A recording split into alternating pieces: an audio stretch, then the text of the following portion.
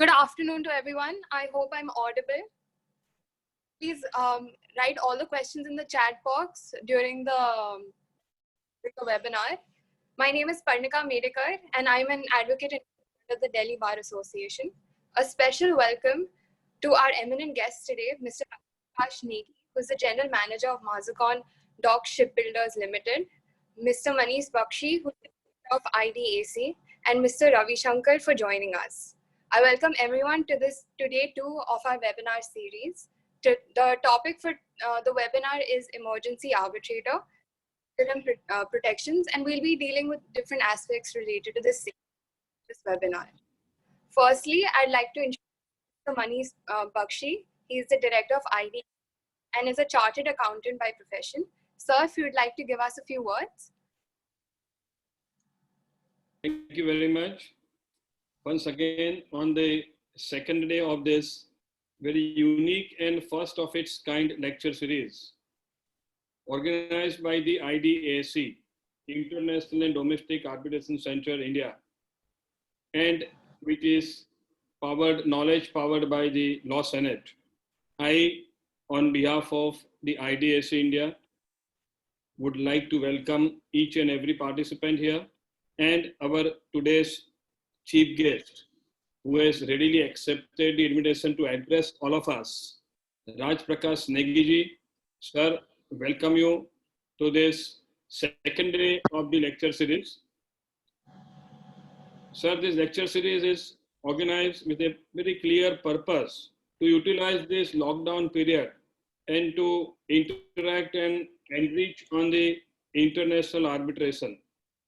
Sir, thank you very much for accepting our invitation and to be with us to address all of us. Once again, I welcome everyone. Thank you. And over to moderator. Our inaugurated Mr. Bakshi sir is already introduced, has a journey in dispute resolution. He is the General Manager and Legal Advisor of Mazagon Dock Shipbuilding, a company that builds warships, and he has handled various international disputes in popular states like London and Singapore.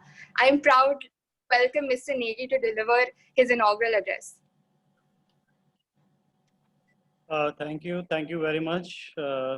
Thank you very much for Law Senate and IDAC to inviting me to grace this occasion as a chief guest. And the topic of today's topic is the fundamentals of an India-seated international arbitration. So this is a very, very important topic today. Is the India-seated international arbitration.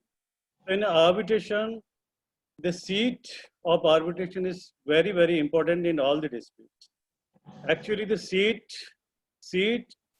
is the thing which actually attracts the jurisdiction of the courts. It attracts the procedure laws applicable while conducting the arbitration. So the topic, as it says, the fundamentals of India-seated arbitration. See, this India-seated arbitration actually, in my personal opinion, we have conducted so many international contracts where we try to keep India as a seat of arbitration. So it's actually very, very difficult. I'll tell you my practical experiences while we negotiate the contracts.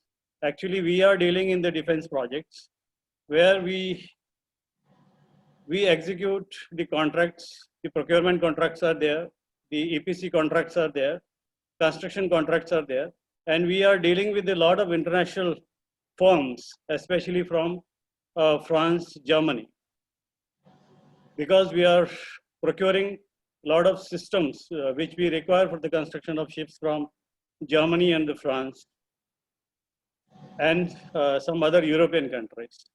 So they are very, very susceptible about the keeping seat in India, especially because of the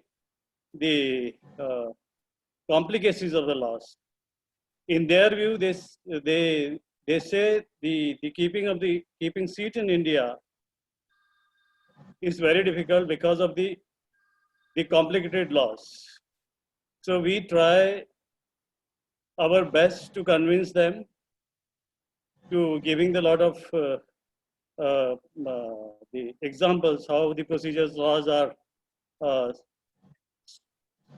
smoothened after the so many uh, the amendments in the Arbitration and Conciliation Act of 1996. Still, we are not very successful in keeping the seat in India as an arbitration, as a seat of arbitration in India. So the government is trying its hard by way of making a lot of amendments in the Arbitration Act and through many arbitration, the institutions also to promote India as a seat of arbitration. But still the institutions in India are not very successful in promoting India as a seat of arbitration. So I will not go much into the details of the legal provisions because Mr. Ravi Shankar is there. He is very well versed with the provisions of the international, the provisions of the Arbitration and Conciliation Act, and he will give a lot of insights to all these things.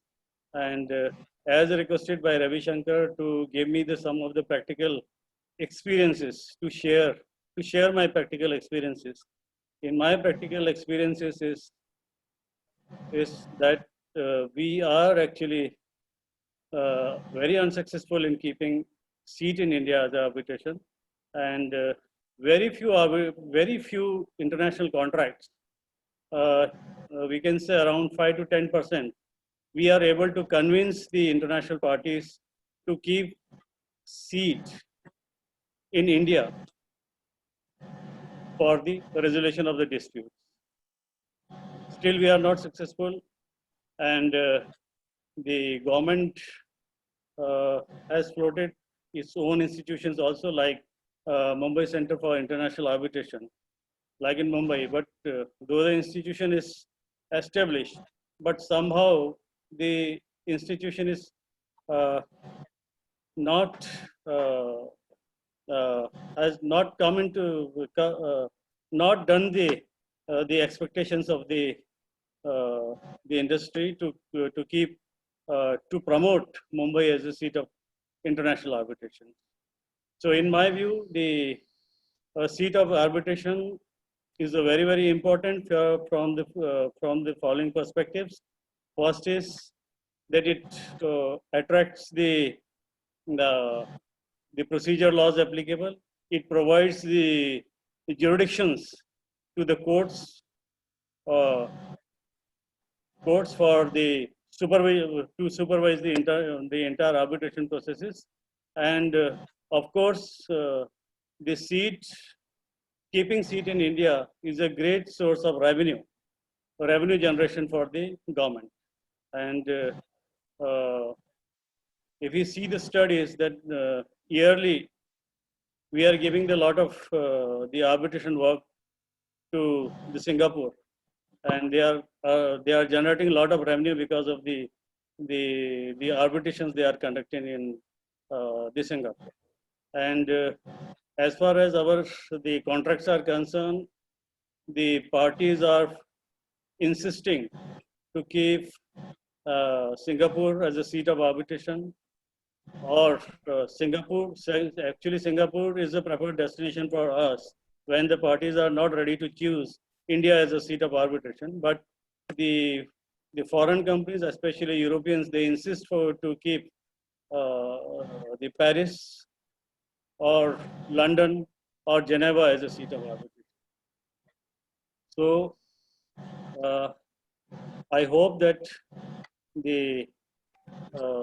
because of the lot of the amendments government has carried out in the Arbitration and Conciliation Act 1996, and they are focusing on the development of the ecosystem for conducting international arbitrations in India.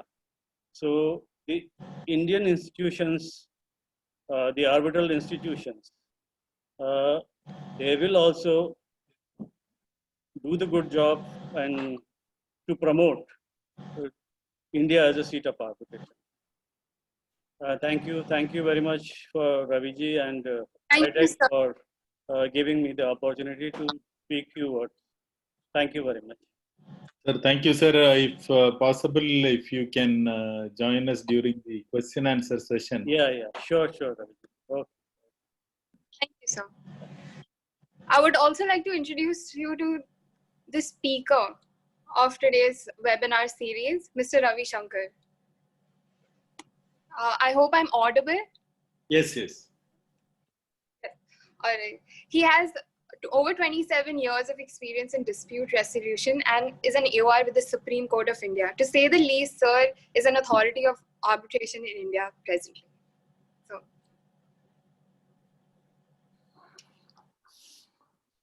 Thank you, Parnika, for the nice introduction. Thank you, Negi sir, for coming and gracing the occasion. And thanks for the nice opportunity given by IDAC India. Thank you, Manish Bakshi. Now I am sharing the screen and let us go to the topic straight away. Yesterday, all of us were looking into the fundamentals of India-seated arbitrations. That means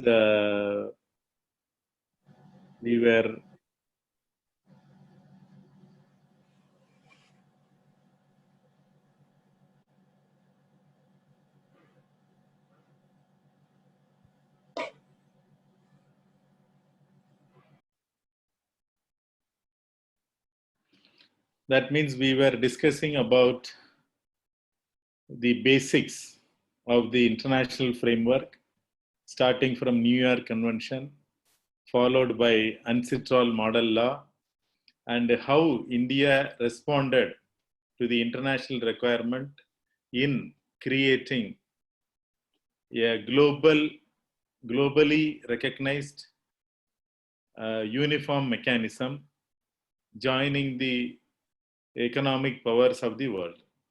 I just brief you for 5 minutes because some of the delegates might have joined today only.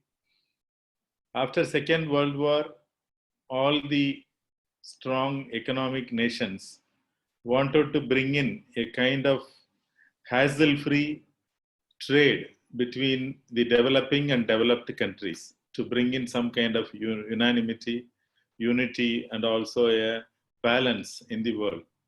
At that point of time, one of the major challenges what they all faced was the legal enforcement process. Those days, even countries like United States sent their warships to countries like Argentina to collect the balance amounts payable by different countries. So such a situation cannot be applied in all the international transactions. So there was a requirement of creating a uniform mechanism which is not procedurally different in each country, and the commercial rights can be enforced by the parties. So this was the first thinking came in their mind. At that time, arbitration was existing. It was in practice in almost all the countries, including India. We were also practicing arbitration at that time, but there was no mechanism by which the arbitration awards can be enforced, by which arbitration agreements can be effectively recognized by the courts. That means even though arbitration agreements were there, some of the countries were not respecting them as it should be required, as it should be recognized. And there were difficulties in enforcing the arbitration awards in the foreign countries. So at that point of time, about 36 countries joined together, including India, had a convention in 1958 in New York and discussed about creating a mechanism for enforcing the arbitration awards globally. So our country should be very proud that India was one of the founding signatories. At that point of time, the major beneficiaries of arbitration of today, neither US nor Singapore were signatories. They all come after 64, 68 like that. But India signed it.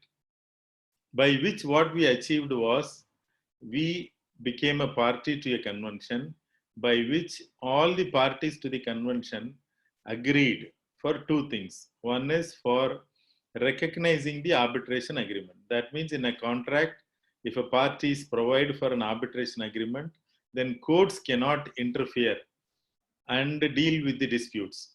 They have to refer the matter to the arbitration as per the procedural law of the country. This was the first one understanding by which the member countries decided that they will create a law by which the arbitration agreements, if they are there, the matters will be referred to arbitration. This was the first achievement. The second achievement was recognition and enforcement of the arbitral awards. So member countries' arbitral awards, if it is an arbitral award arising out of India, if there is a member, another member in, let us say, UK, then Indian award can be taken to UK, and through a court process, it can be recognized. So this was the second objective of the New York Convention. That was also agreed.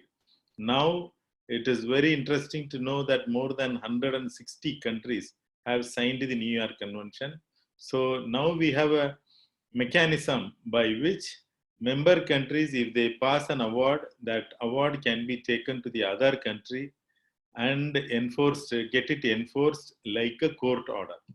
So this is the biggest achievement. This is a great advantage to the commercial people who are doing the commercial disputes in the foreign lands. The second I explained to you earlier was UNCITRAL model law.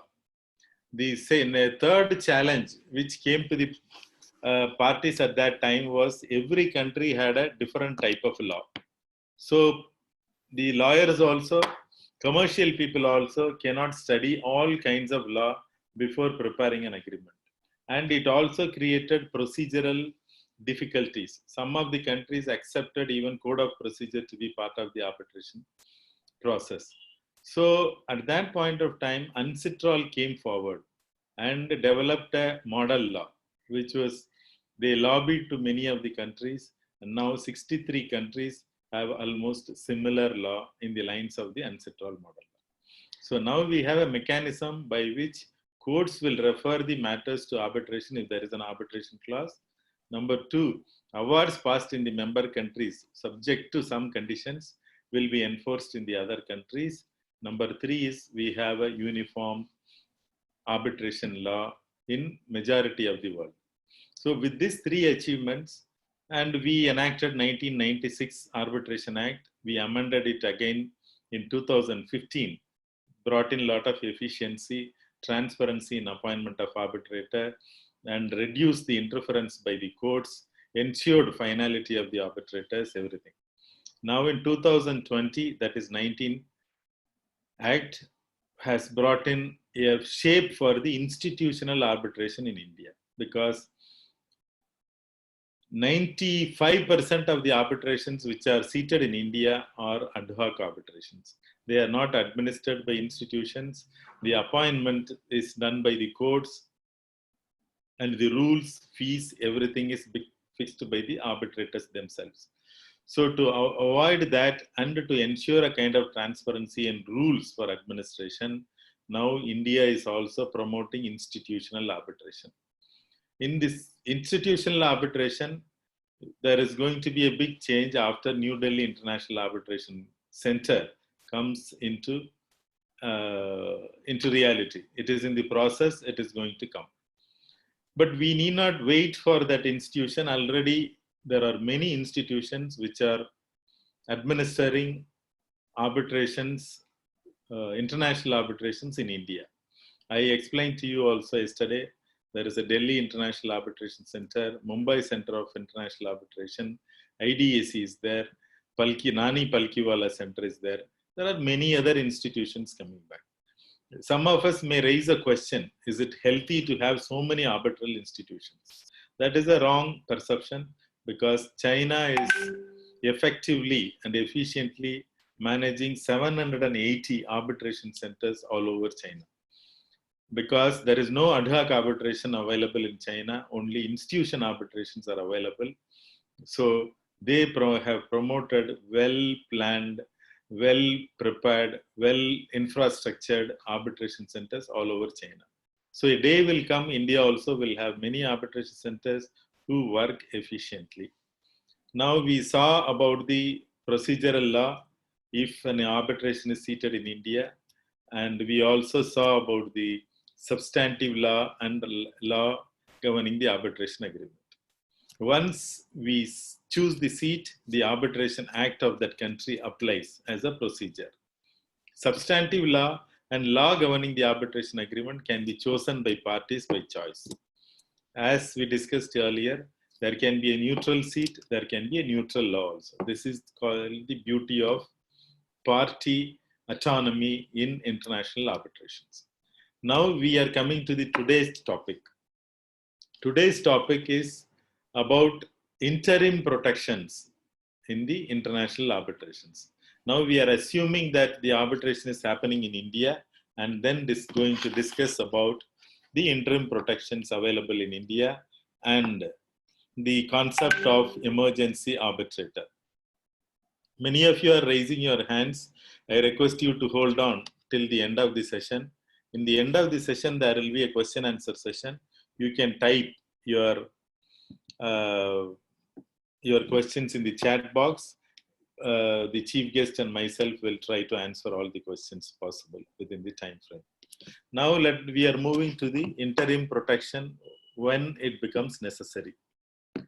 Friends, all of us know well why we are going for an arbitration. We are going for an arbitration to resolve a dispute and recover the dues or recover the rights of the parties. So that is the objective of going to an arbitration. But once dispute starts, if one of the party does something by which tomorrow the arbitration award becomes a paper award, becomes a frustrated award, becomes an award which cannot be enforced, then there is no point. So the subject matter of the arbitration should be protected till the end of the arbitration process. All of you know well, then arbitration can extend up to a period of 3 years. Normally, it's international arbitrations which are administered by institutions like Singapore Arbitration Center or Delhi International Arbitration Center or LCIA, London Court of International Arbitration. They all take an average of 18 to 24 months to get concluded in an award. But immediately after an award, there is a possibility of a challenge process. So one of the party who is aggrieved may challenge it. That will take another 1 year of time. But for this 3 year, the subject matter or the enforceability of the award should be protected. So for example, if there are some stocks or if there is a building, if that building is demolished or sold to somebody else or a third party right is created, then the award will get frustrated. For example, all of you must have seen in newspapers that GMR constructed the airport in Maldives. After completion of the airport construction, there were certain charges they were collecting from the parties which was not accepted by the Maldivian government. So they terminated the contract and exited from the contract and left GMR with nothing.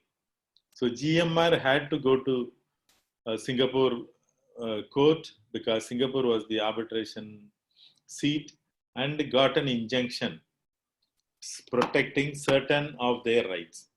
But while granting interim relief, courts apply certain rules, which we will come to later. Now I'll tell a little bit. There should be an irreparable loss and there should be a reasonable possibility of winning the case. If these two things are there, then possibly courts will grant. Otherwise, court will not grant. So the main objective of any interim protection is to avoid frustration of the enforcement of award. Number two is to avoid third party interest. For example, there are many highway projects are happening in India. In some of the cases, the concessionaire, they call it as concessionaire, they take the contract, they build the road, investing their money, and they maintain the road for 20 or 30 years as parties agree, collect the toll from the users, and recover their money and profit from that. In case they are not able to complete, or even after completion, the employer cancels the contract, hand it over to a third party, then it will become a complex situation. In such a situation, if you go and approach the court, they will avoid third party interest, or they will subject the third party interest to the ultimate finality of the arbitration proceedings. And always there are situations in which irreparable loss can happen, because all of you know well, courts won't interfere if there is a possibility for a compensation. If a monetary compensation is possible in a particular case, then they will avoid granting of interim orders. So with keeping this in mind, let us proceed to the subject. So first, what are the situations or forums available for getting interim orders? There are only two forums as of now. I'll go to the third forum later. One is the courts in the particular country. Number two is the arbitral tribunal. These are the two places, these are the two forums to which parties can approach and get an interim protection. Okay, let us assume there is a dispute in India. There is a seat also in India. So, party has to start the arbitration. The arbitration process you know well. First, you have to send a notice initiating arbitration. In the notice of arbitration, what all you will state? We will be stating what are the disputes and what is your claim. And if there is a 3-member arbitration tribunal provided in the arbitration agreement, then we may nominate one of the arbitrators and ask the opposite party to appoint an arbitrator within the time provided either in the statute or in the arbitration institution's rules. So when we send the notice, it will take another 60 days to get materialized, to get the other party appointed. After that, both the arbitrators will choose a presiding arbitrator. So in this passage of time, there can be anything happens. For example, there may be a bank guarantee. So the employer may go and encash the bank guarantee in a day. So what will happen? The contractor has to wait till the conclusion of the arbitration proceedings to get a finality and then go for an enforcement and recover the bank guarantee amount, which will take very long time. No contractor or no investor can sustain that kind of a big financial shock. So what they are having an option, now there is no arbitral tribunal. Arbitral tribunal formation itself may take sometimes 3 to 6 months in ad hoc process. We will be filing a section 11 petition. 11 courts will issue notice to the opposite party. Opposite party will take 1 or 2 hearing dates. And then by the time it is appointed, maybe a period of 6 months would have gone at least. So in such a situation, in an emergency situation, even prior to, note this point, even prior to appointing of the, before even issuing of the arbitration notice, parties can approach the court under section 9 seeking protection. This is one way of getting an interim protection. This is when prior to formation of the AT. Prior to formation of the AT, parties can approach the court which is having a jurisdiction seeking an interim protection. In India, courts are very efficient in granting interim protections. They get the matters listed within 1 day, sometimes on the same day, and hear and pass the orders. This is one option. Number 2, after formation of the arbitral tribunal. Okay, arbitral tribunal is formed. After that, one of the party realizes that the opposite party is going to do something or not to do something by which an irreparable loss can be given to the means undergone by one of the parties. So in such a situation, you cannot invoke section 9. That means you cannot go to the court because already tribunal has taken over the disputes. So at that point of time, now as per the amended act, all the powers what is available to any court under section 9 to the arbitral tribunal under section 17. So in section 17, you can move an application before the arbitral tribunal, and the arbitral tribunal can pass interim orders protecting certain things. So now we are clear, once prior to formation of AT or even prior to issuing of the notice, parties can approach courts to get an interim protection. And then once arbitral tribunal takes over, courts cannot be approached. Only the arbitral tribunal can be approached. And the third situation will arise. Okay, award is given. Once arbitral award is given, arbitral tribunal is seized of the matter. Sorry, arbitral tribunal has given up the matter. That means they become functus officio. After that, they cannot do anything. From that date till the enforcement, till you get the final enforcement completed, what is the procedure? Again, courts come into the play. Again, you can file a section 9 application if there is a possible irreparable loss, showing that arbitral hearings are over, award also has come, we are in the process of enforcement, or there is a challenge to the award. So in the meantime, we require a interim protection of protecting certain things. So for phase 3 or the situation 3 is after award prior to enforcement. The same situation can arise during the enforcement also.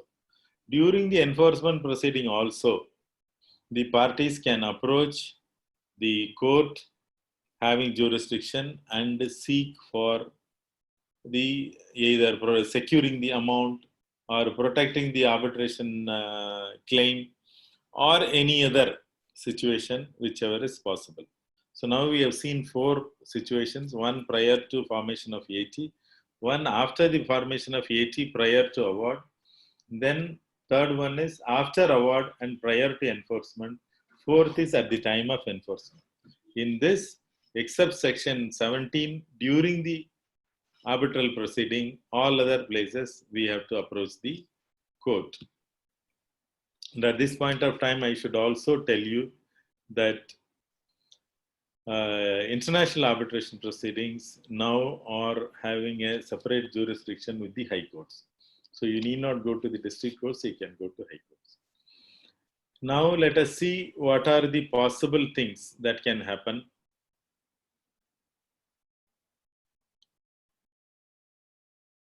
So,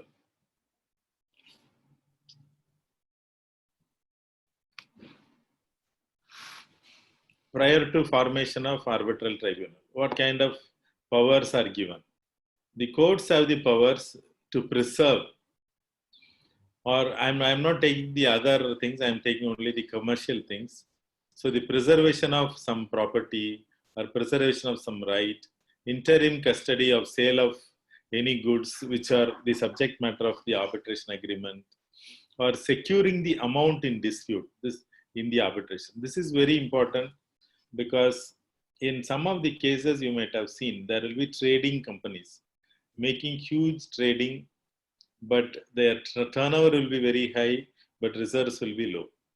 A foreign party might have exported a particular material to an Indian company or a distributor or a trading company, and the party from India might not have paid the amount due arising out of that transaction. In such a situation, securing that amount becomes important. So if you go to the High Court, file an application under section 9, seeking to secure the amount, then court can direct the respondent to either furnish a bank guarantee or deposit an amount or give some kind of a security to the value of the claim amount. But here you have to clearly establish that you have the possible or reasonable chances of succeeding the matter, then only courts will provide. Preservation of any property or authorizing any person to do certain things for interim protection. Then interim injunction or appointment of receiver also can happen. These interim injunctions, you know well, many of the cases, interim injunctions are provided when there is a bank guarantee involved in the case. But we also follow the English law with regard to bank guarantees. Normally, courts don't grant any injunction restraining the banks from invoking of the bank guarantee by the opposite party if the bank guarantee is unconditional. Most of the bank guarantees are unconditional bank guarantees. They are not conditional bank guarantees. If there is a clause providing certain conditions, then without fulfilling that condition, the other party cannot invoke. At that point of time, you can go to the court and get an injunction granted. Sometimes, if one of the parties is alleging fraud, then the courts entertain the injunction applications against bank guarantee. The basic concept with regard to bank guarantee is the courts treat that the bank guarantee is an independent contract between the banks and the party provided the bank guarantee and the beneficiary of the bank guarantee, which is not a part of the regular contract between the parties. Since it is an independent contract, they normally don't interfere. But I'll tell you an example. For example, one of the Singapore company exported to one PSU. They had two contracts with an Indian PSU. The Indian PSU had to supply some materials to Singapore on those two contracts.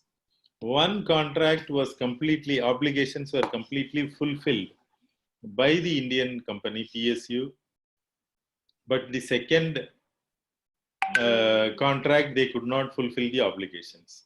In the second contract, the PSU did not provide any bank guarantee. Only in the first contract, there was a bank guarantee. But the Singapore company tried to encash the bank guarantee of the first contract, showing a default in the second contract. At that point of time, we approached the High Court. High Court granted an injunction against that because it is a kind of fraud, because two contracts are totally independent contracts. Obligations of the parties are different.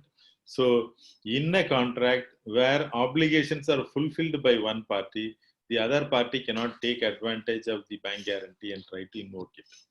So there are exceptional cases where such situations arise. High Court grant interim relief. So now you must have understood the situations in which the interim orders are given by the courts under section 9. Now let us see section 17. Section 17 talks about the after formation of the arbitral tribunal. Now arbitral tribunal is formed. Parties are before the arbitral tribunal. At that point of time, an application is filed. So at that time, what are the powers available to the arbitral tribunal? Earlier in the Amended Act, even though the parties had the tribunal had the powers to grant interim orders, there was no mechanism to enforce the same. Now, in the Amended Act, it is made very clear that the arbitral tribunal's orders and interim awards are also enforceable like a court award. Now, what are the powers available to the arbitral tribunal? The arbitral tribunal has all the powers as the courts have under section 9. So whatever I read in the earlier slide, you can read. Otherwise, you can read the act and find out. All the types of, you can keep it in mind. If the two conditions of irreparable loss and injury and reasonable success chances are proved, then the courts will definitely entertain an application to keep the subject matter or related assets or the arbitration claim amount be frozen till the arbitration proceeding is completed. So as I told you under section 17(2), these orders are equal to the orders of the court and they are enforceable.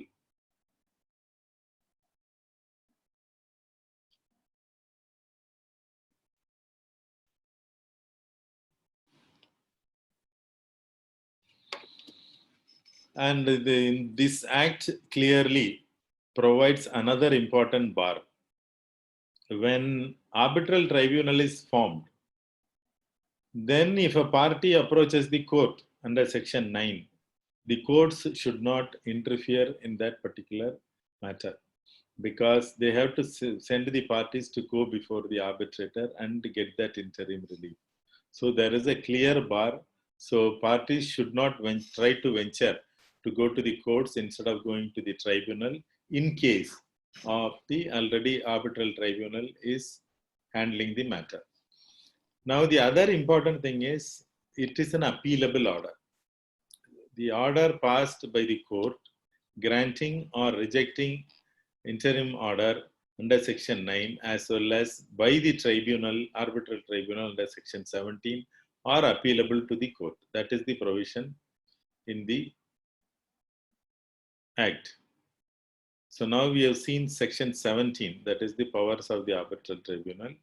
Now let us see what are the situations that arise in the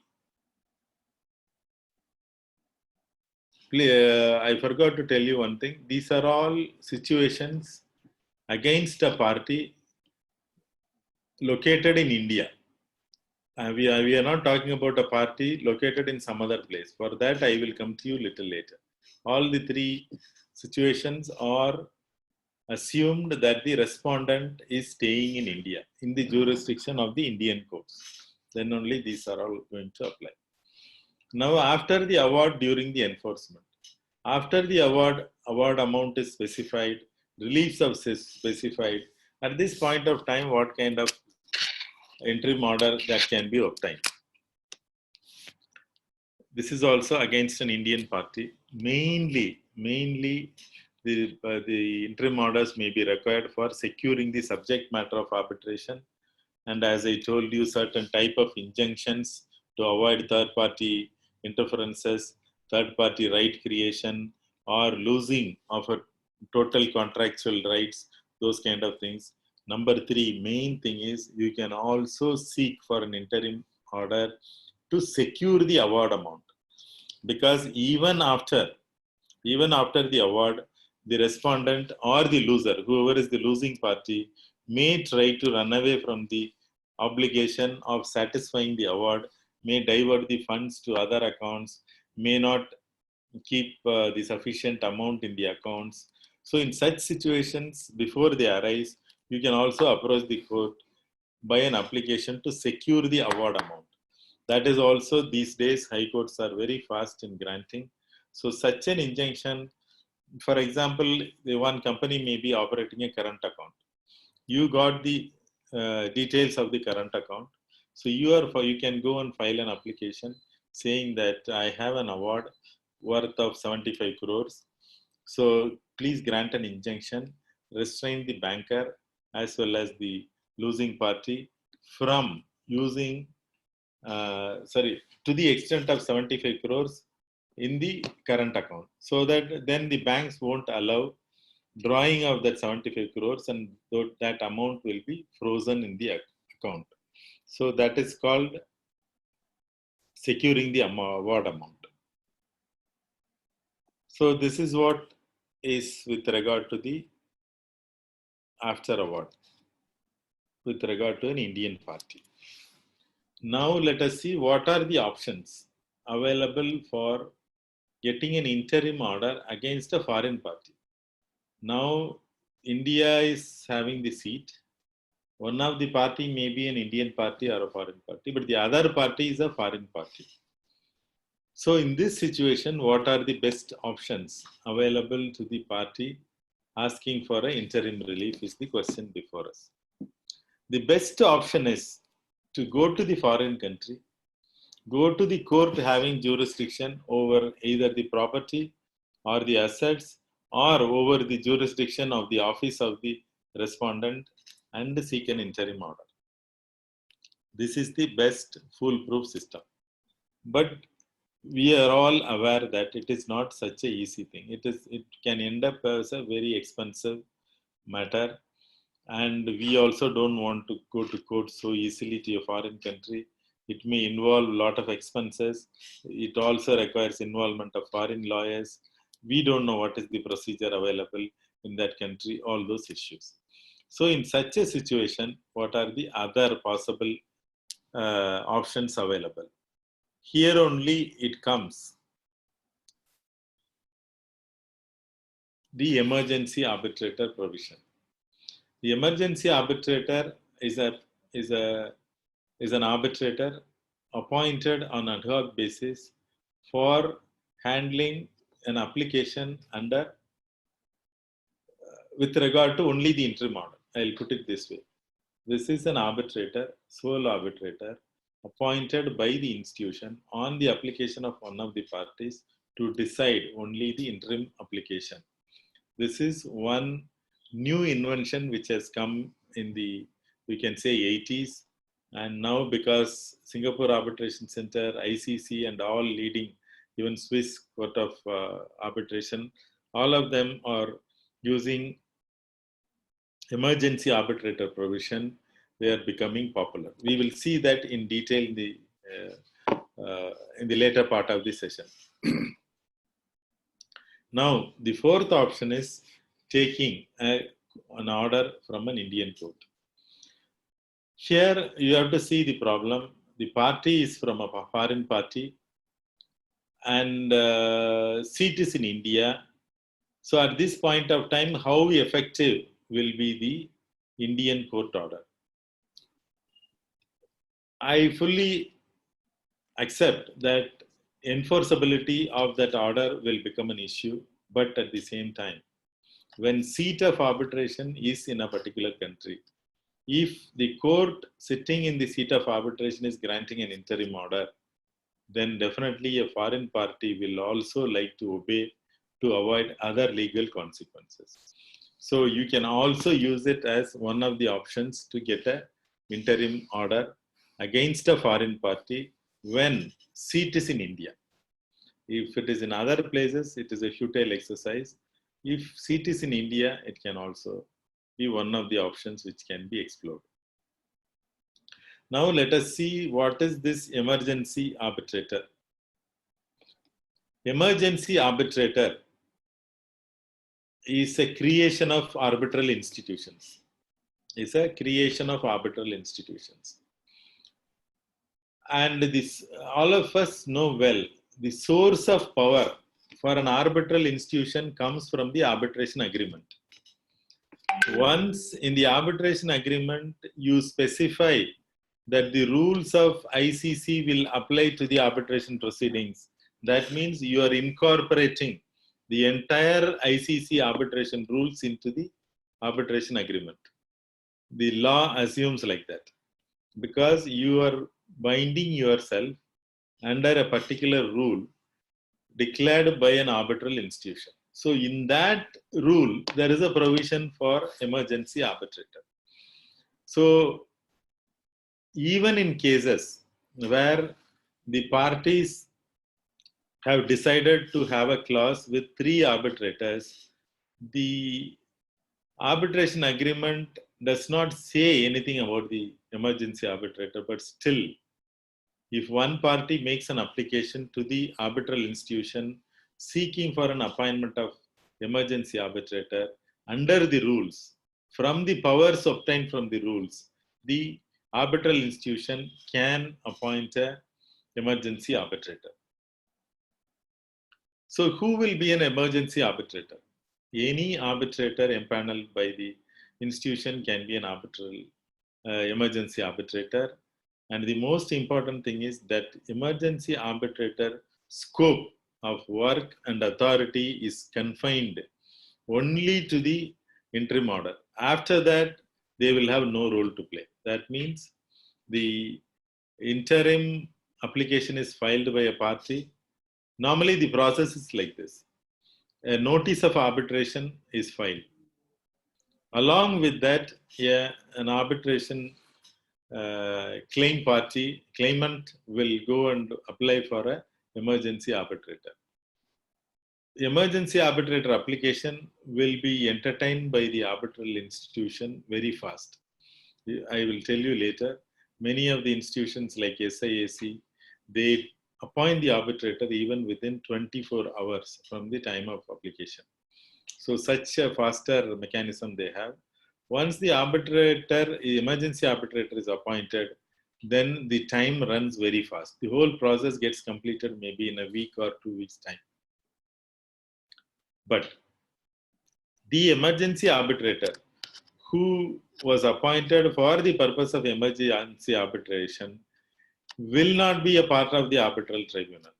Only one exemption is if both the parties agree that he can be one of the arbitrators, then case is different. Otherwise, his work comes to a conclusion once he passes an order or award on the basis of the appointment of emergency arbitration. So the enforceability is another question. Any emergency arbitration proceeding also should end up in enforcement. Still, globally, there is no clear clarity with regard to enforcement of emergency arbitrator award. Why? Because New York Convention is the basis for enforcement of all the awards. New York Convention does not provide specifically for any enforcement mechanism for interim awards. The New York Convention is used only for the purpose of enforcement of final awards. So, enforcement of emergency arbitrator award, which is interim in nature, cannot be enforced using the mechanism of New York Convention. So what is the way out? Singapore and Hong Kong found a way out by enacting a provision is expressly recognizing the enforcement of emergency arbitration awards in their countries. So those are the two jurisdictions which are recognizing the emergency arbitrator award by law. Then you may have a question, then why people go for emergency arbitration award? There are so many awards given by all the institutions. Even though there is an issue of enforceability, you have to see the situation. Now parties are starting the arbitration proceeding. Tomorrow the arbitral tribunal is going to take over and see the proceeding. They will also go through the emergency arbitrator award. If the arbitral tribunal gets a negative feeling about one party for not cooperating or not enforcing or not obeying the emergency arbitrator award, there can be a negative impression formed by the arbitral tribunal in the initial time itself, which no party would like to create such a negative impression in the minds of the arbitral tribunal in the starting of the proceeding. So what they will do, normally 90% of the cases, parties cooperate and implement the emergency arbitrator awards. So now what we understand here is an arbitrator, the emergency arbitrator is not the actual arbitrator tribunal.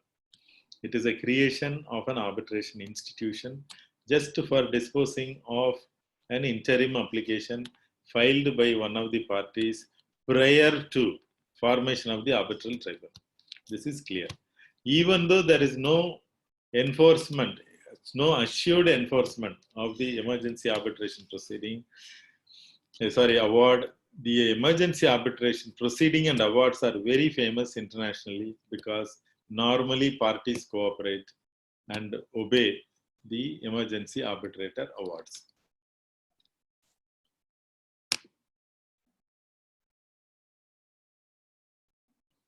Now let us see the interesting timelines.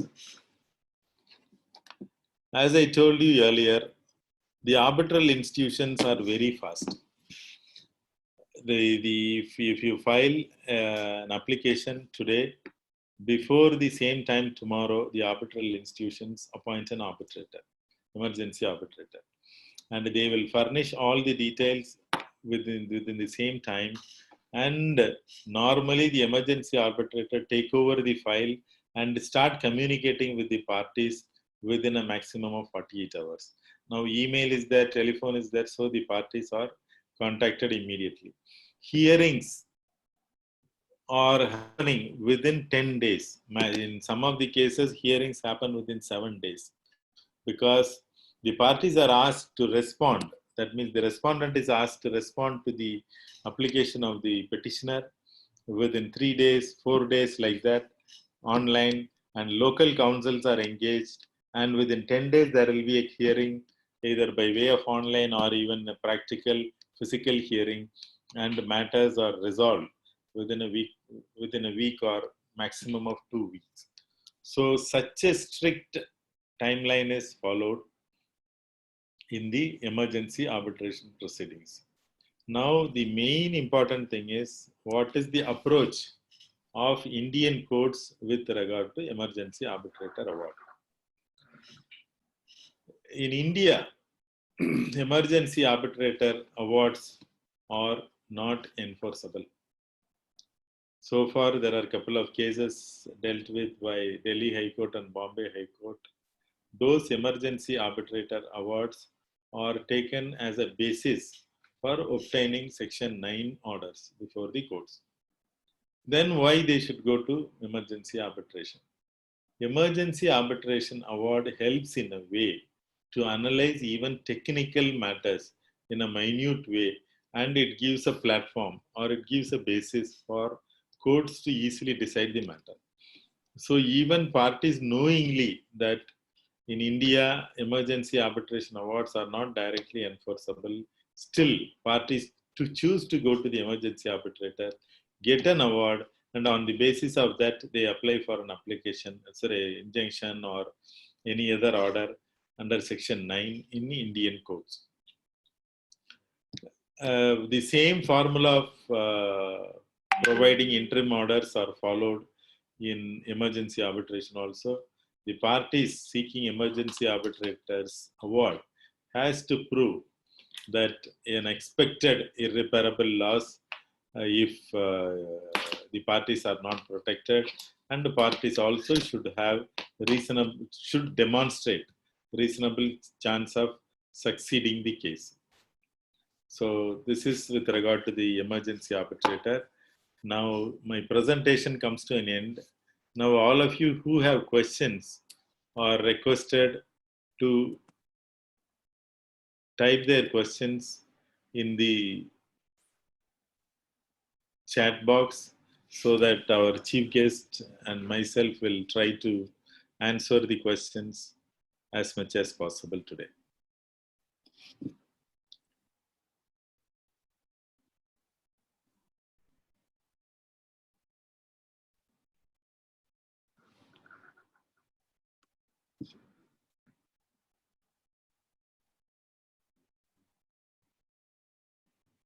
I'm not getting any questions. Thank you for appreciations from different professors and lawyers. If you have any questions, you can write. Yeah, questions are coming. Sir, I'm reading for your benefit also. Yes.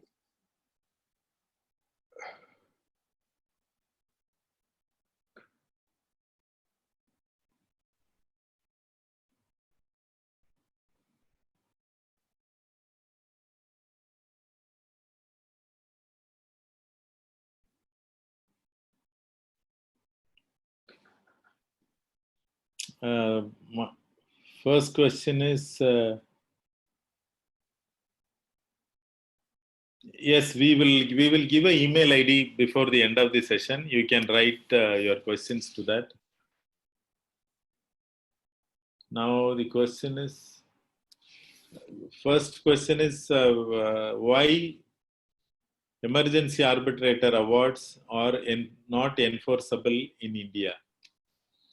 So far, this question is not directly answered by any court, but the first challenge that can arise is this is an award passed by an arbitral tribunal which is not following the procedure adopted in the arbitration agreement, because arbitration agreement provides for a mechanism of, let us say, 3 arbitrators, but still institutions go and file an arbitration file a emergency arbitrator application, and the institution appoints an arbitrator, emergency arbitrator, and he does that work only.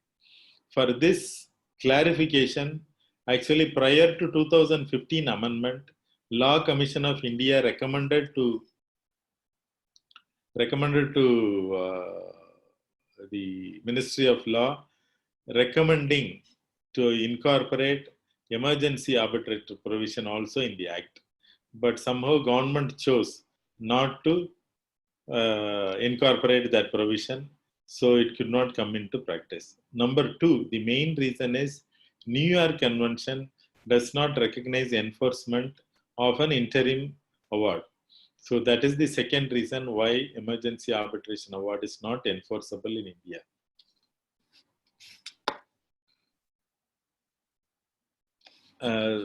Sir, this question I think you can better answer. I want to know if there are any advantages and disadvantages of ad hoc and institutional arbitration. Since you might have come across. Yes. Since the domestic contracts or international contracts, for both? They have not specifically stated. Let us assume. Yeah. Okay. Contracts. So, for an international perspective, it is very difficult. Ad hoc is not at all suggested, because you can't. Two parties cannot. It is very difficult to even constitute a tribunal. So, institutional only it can be done. Tribunal can be instituted through the two institutions only. So it is impossible to go for ad hoc arbitration in the international contracts. As far as the domestic contracts are concerned, so mostly as of now, in India, I think mostly the ad hoc arbitrations are going on. So in ad hoc arbitration, the problem is that sometimes the arbitrator, there may be the collusion between the parties and the arbitrator.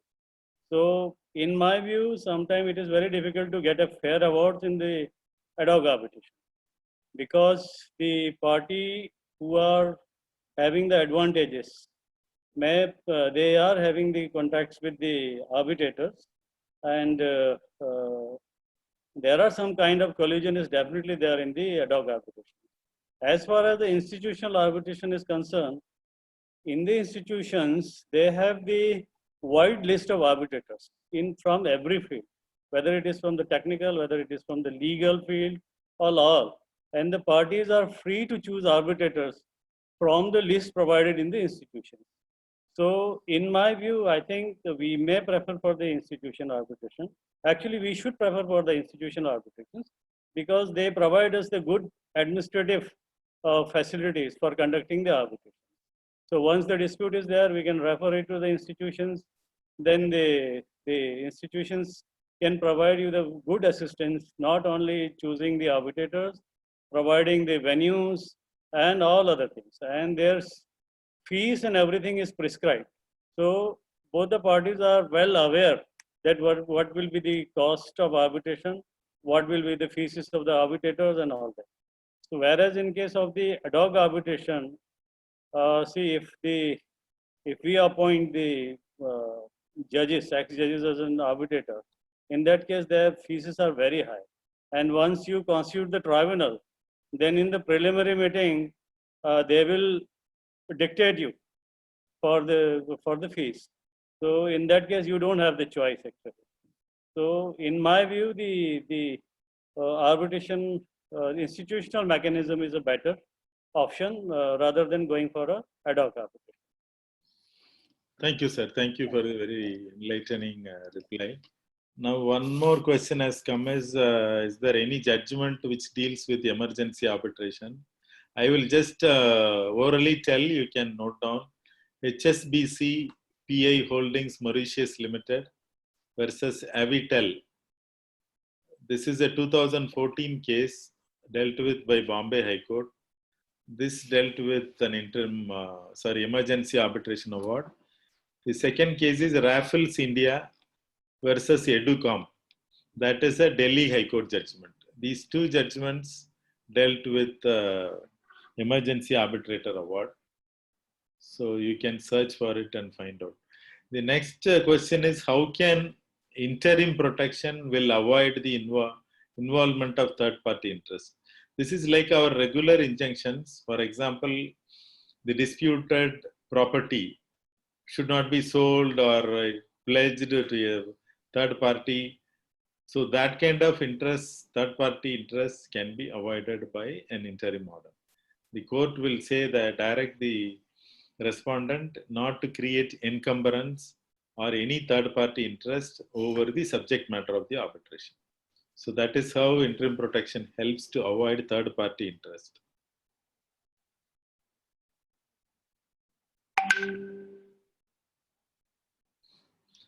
The right way to start career as an arbitrator. The right way is you can read the arbitration law, you can read a lot of materials.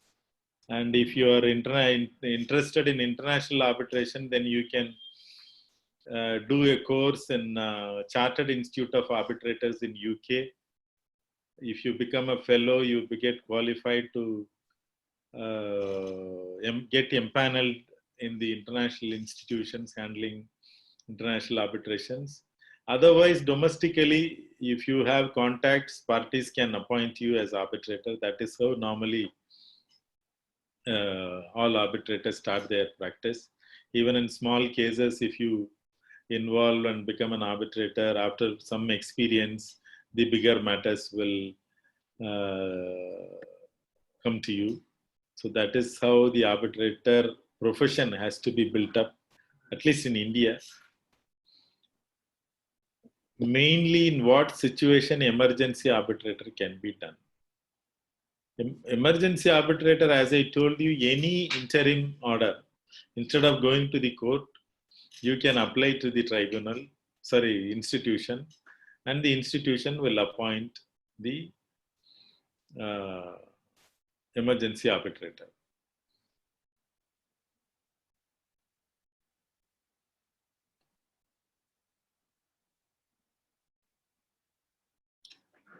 Can you explain the meaning of the term award and the phrase frustration of awards? Sir, would you like to throw some light?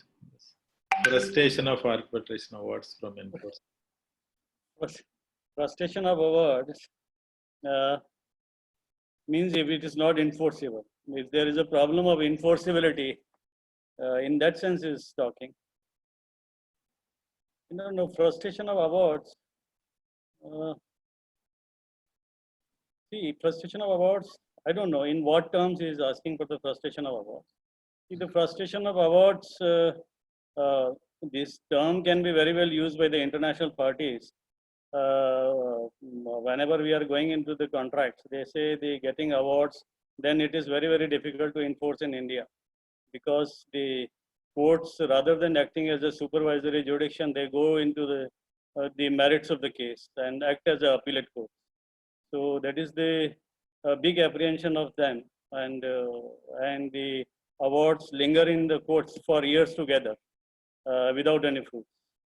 So in that case, that may be the frustration of award, and that is why actually the international parties are not in favor of keeping India as a seat of arbitration.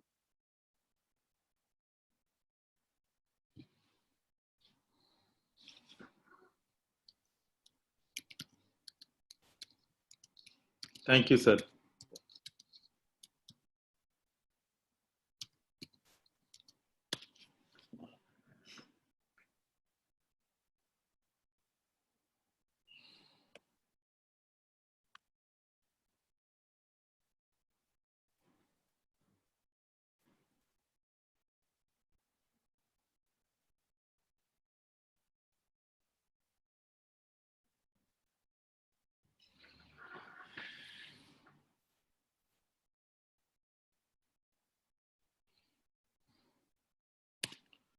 I have provided the email ID. If you have any questions, you can send it to that. And whoever wants PPT also, you can send a mail to that email ID.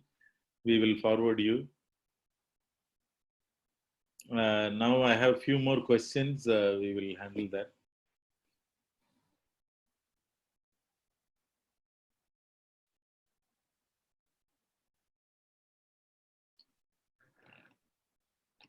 Is there any such possibility of biased arbitrator in an arbitration proceeding?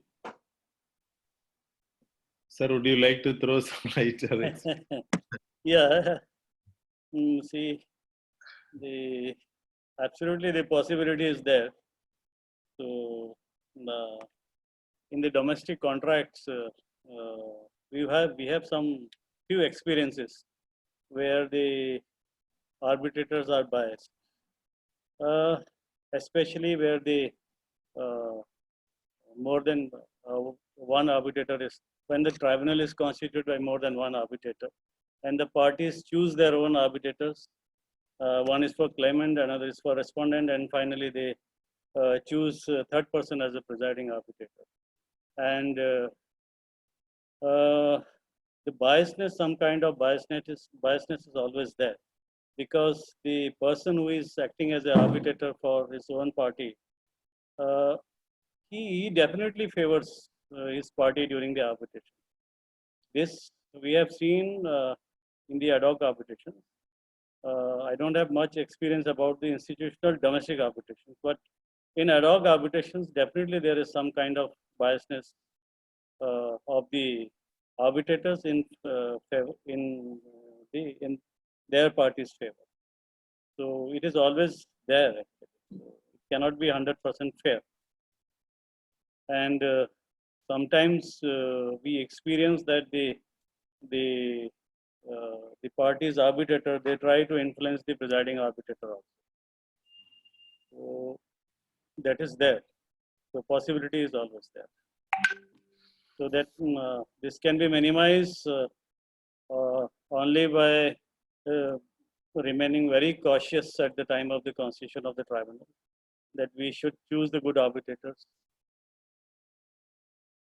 for the constitution of the tribunal. Thank you, sir. Thank you for the answer. One specific question is my question to you. Suppose one party in an arbitration is in UK and the other party is from USA and the seat of arbitration chosen is Singapore. If the party have to file an application for interim measure, then which court they can file an application for interim relief? See, as I told you earlier, the best way is to go to the country where the property or the respondent is situated. That is the best, because that courts have the jurisdiction over the property or the assets, whatever it is. But still, in the court of arbitration, if there is in the court of seat, if an interim order is passed, so that is normally respected by the opposite party also, to avoid the other legal consequences. But the best chance is to go to the place where the opposite party is having the assets.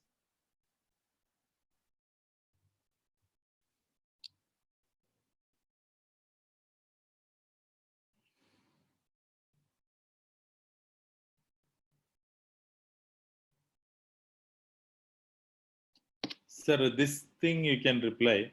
When parties choose the substantive law of a particular country, and then the procedural law of the seat of the country, Yeah. how it will work in combination? How it is functional? Yeah. See, I think what is more important is the procedural law rather than the substantive law. Actually, when the parties entered into a contract itself is a law between the two parties. The entire relationship during the contractual period is governed by the contract itself.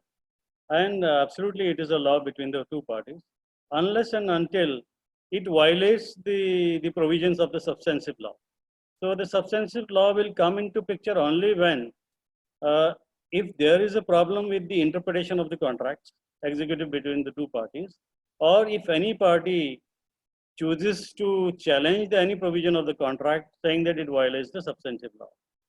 So otherwise, I don't think that the substantive law has a much relevance in the contract and arbitration. So the substantive law, the procedure law is important, and it is the seat centric. So as you have already given in your presentations that actually it is a seat which attracts the procedure laws, and the procedure laws is very important from the perspective that once the award is passed by the arbitrators. If the parties wants to challenge it, then definitely it is to be challenged under the procedure law. So if we keep in the international contract seat as India as a seat of arbitration, in that case, if we want to challenge the award, that can be challenged under the procedure laws, that is the Arbitration and Conciliation Act 1996. So if we keep seat outside India, definitely then the procedure law of India will not be applicable. And definitely the country where the seat is, the procedure laws, the challenges of the arbitration award has to be done in the courts of the seat of the country. So the procedure law as well as the jurisdiction, it is attracted to the seat only. So seat plays a very, very important role, and the parties have to be very cautious about the choosing the seat of arbitration. Thank you, sir. Thank you very much. The next question I will answer is, sometimes the arbitration clause provides for one country as the seat, for example, India, and provides the laws governing the arbitration clause would be the laws of another country, for example, USA. Such a situation creates problems for the party to get the award enforced and to challenge it. Would you say that such drafting is not advisable?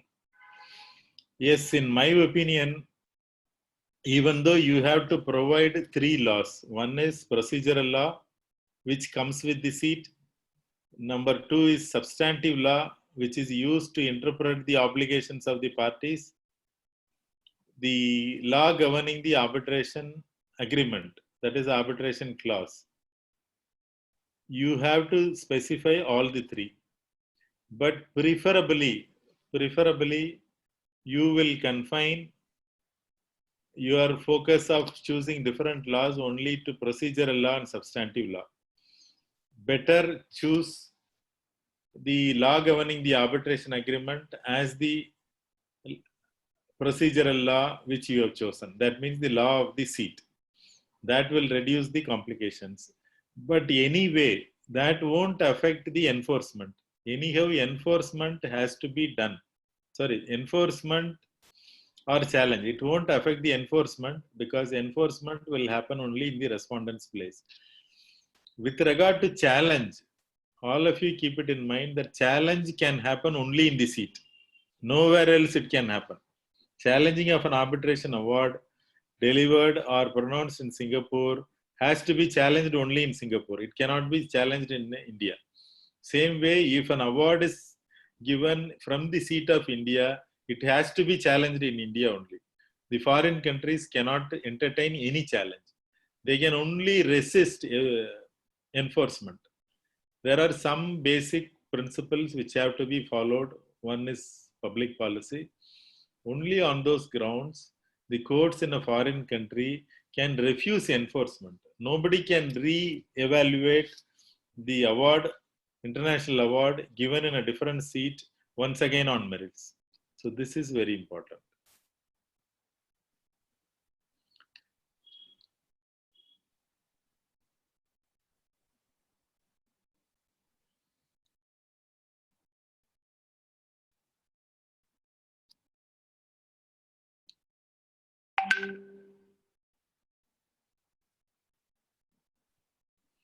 In case where applicability of substantive law chosen by parties is different from a country than procedural law of the seat.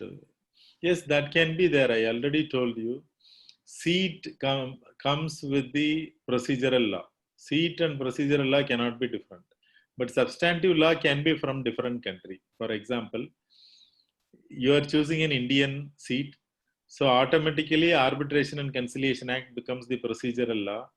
You are choosing substantive law as the UK laws, so contract will be interpreted on the basis of the UK laws, but procedure will be adopted and arbitration will happen according to the Arbitration and Conciliation Act in India. So you can choose different laws also. Typically, how much time in India does it take to enforce an award? It depends. One of the major problems India is facing. One of you have asked also another question: why India is not becoming a popularly seat like Singapore? Our biggest problem is pendency in the courts. All of you know well, crores and crores of cases are pending in high courts and lower courts. So to get the enforcement or even the challenge petition disposed of, it takes longer time. That is why parties don't want to, many of the parties, foreign parties don't want to choose Indian seat.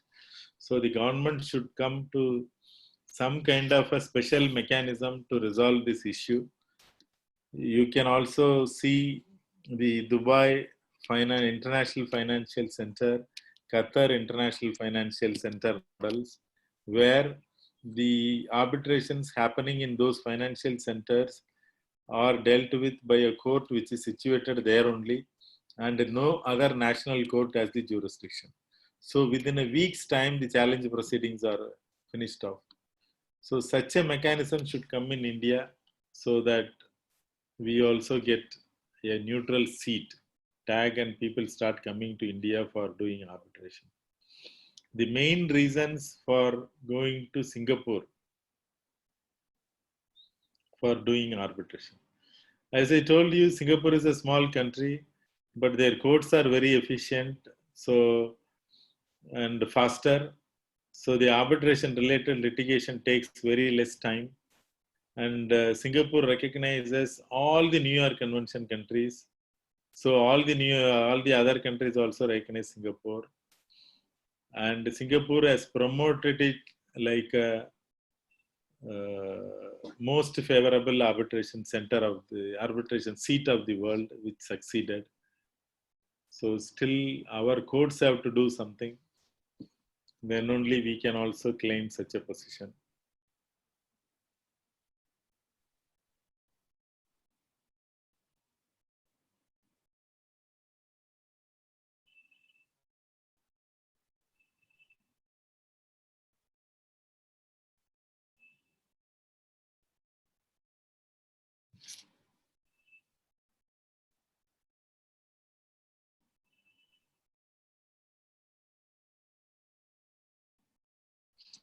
Sir, one question. In contract, there are two parties from two different countries. Yeah. And when dispute arises, a war broke down between the two countries. How the situation can be handled? Force majeure or something?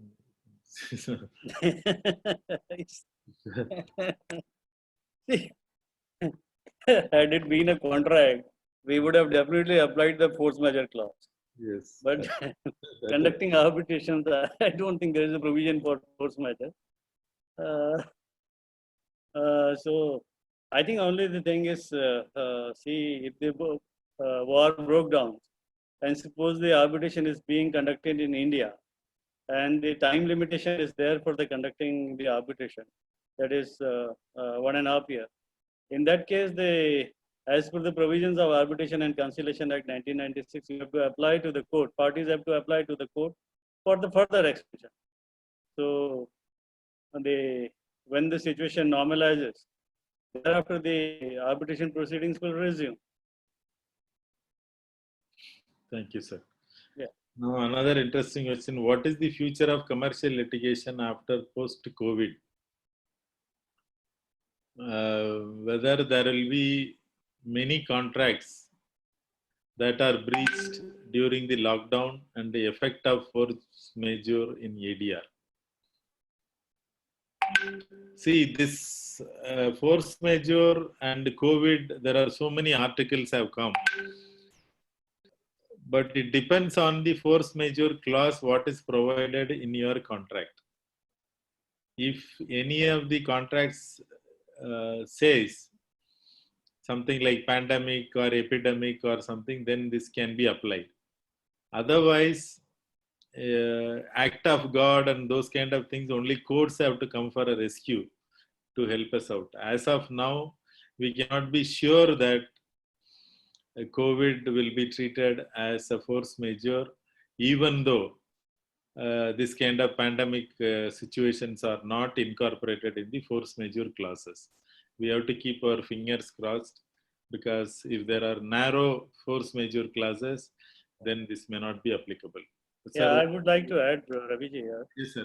In the many contracts, especially in the FIDIC contracts, now the FIDIC force majeure clauses being adopted by the parties in many contracts.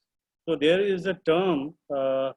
It says that if the situation arises which goes beyond the control of the party, so that is a very important term actually. So if that term is used in the force majeure clause, then definitely this pandemic will come into that, because it is the beyond the control of the contracting party. So it will be treated as a force majeure. So this will definitely, as you said, it will depend upon how the force majeure clause is designed in the contract. So if this particular term is there, then definitely it will cover. Thank you, sir. Thanks for the.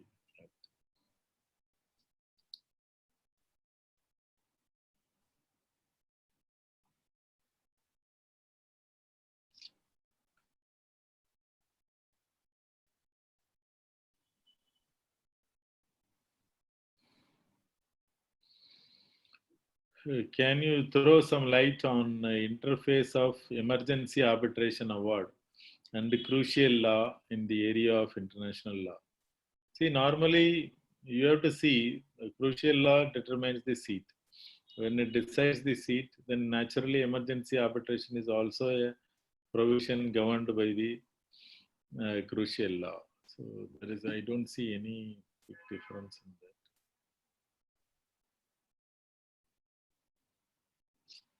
Yeah, this is an interesting question. Is an award passed under section 29B, fast track procedure, enforceable as a final award in India? Yes, 100% it is a final award. See, I have written one article, maybe I will share it with all of you tomorrow. For finality of award is totally different from the final award. There can be multiple awards given by an arbitral tribunal. But if that award is interim in nature or final in nature, has to be dealt from the award. For example, if an award given in the earlier stage of arbitration finally determines some of the rights and obligation of the parties, that means that is treated as a final award only. Here, your question is very simple, that fast track procedure award is a final award. 100% it is a final award. Many of the finance companies are now using it. They are going to be effectively enforced as other awards also.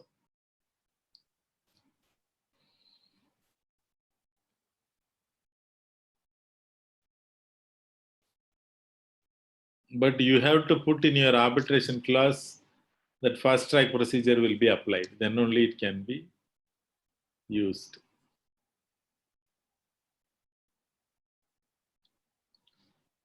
Thank you. I don't see any different question more than this.